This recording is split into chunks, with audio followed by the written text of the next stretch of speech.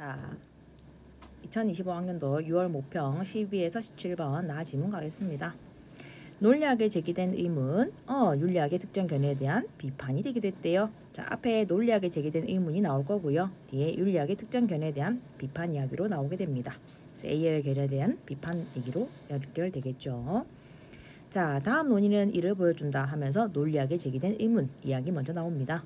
P이면 Q이다, B이다, 따라서 Q이다. 자, 이거를 점검 긍정식이라고 하는데, 자, 이거는 뭐 참고로 꼭 알아두셔야 될 거. P이면 Q이다. 이거를 우리가 조건문이라고 얘기하고요. 그래서 P이다 이렇게 나왔어.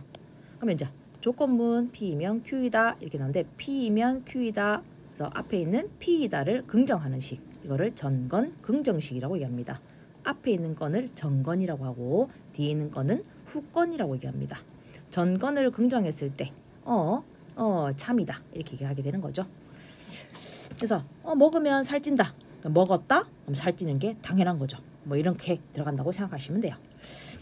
자, 전건 긍정식은 P이면 Q이다, P이다 두 전제가 참이면 결론 Q는 반드시 참이라는 논증을 얘기하는 겁니다.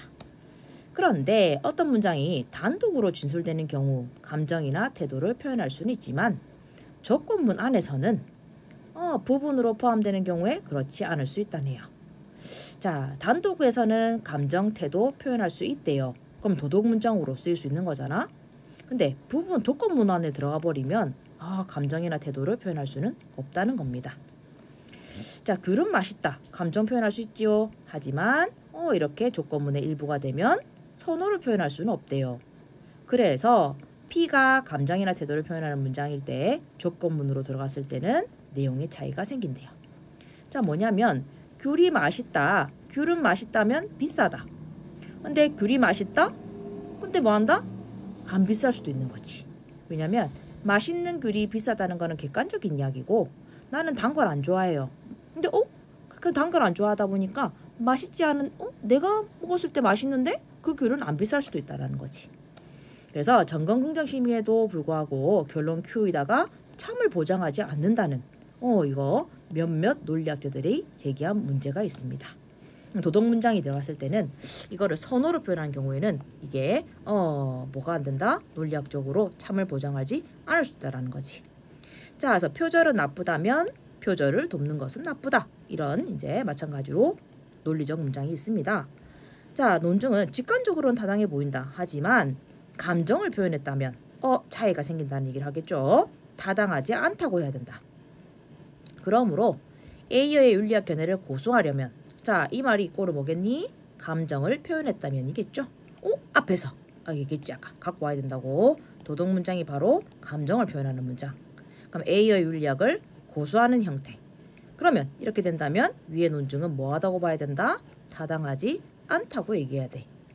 그래서 확인해야 되는 15번 문제가 있었죠.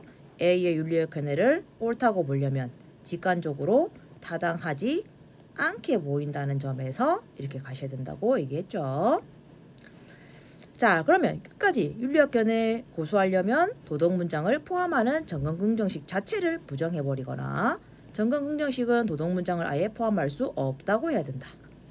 자, 이런 쟁점에 대해서 행크스가 새로운 이론을 전개합니다. 자, 표절은 나쁘다라는 문장은 표절이라는 대상에 나쁨이라는 그냥 속성 부여 행위야. 속성 부여 이 말 중요하죠. 자, 그래서 단독 진술 내용과 완전히 무관할 수 없기 때문에 단독으로 진술되든 그렇지 않든 그냥 뭐하다? 자, 속성 부여 행위이기 때문에 그냥 판단적이다. 대상에 속성을 부여하는 내용을 그 문장의 본질이라고 보는 거지. 자, 판단적 문장이라면 참 또는 거짓일 수 있다. 다시 얘기해서 진리 적합성을 갖는다. 조건문에 포함된 문장도 판단적이라는 점에서 단독으로 진술될 때와 내용 차이가 없다.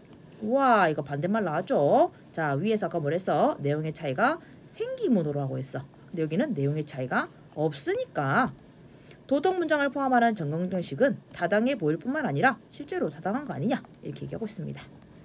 그렇다면 P이면 Q이다에 포함된 조건문에 포함된 P이다가 단독으로 진술될 경우에 다른 점은 뭔가? 귤은 맛있다. 귤은 맛있다면 귤은 비싸다라는 조건문에 포함되는 경우에는 그냥 대상의 속성을 부여하는 행위를 하는 것은 아니기에 판단적 본질을 발현하지만 못할 뿐이다.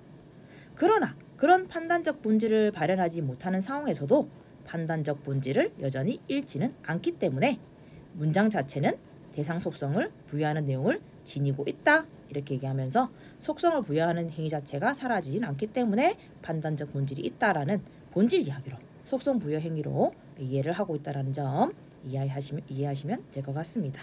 그래서 13번에서 A의 포인트는 속성 부여 행위라서 판단적 본질이 끝까지 유지된다. 그래서 표절은 나쁘다라고 하는 P는 결국 나쁨을 부여하지 않는 맥락에서 그것 부여하지 않는 맥락에서도 조건문에서도 판단적 본질을 끝까지 유지할 수 있다. 이런 이야기를 하고 있다라는 거 이해하시면 되겠죠.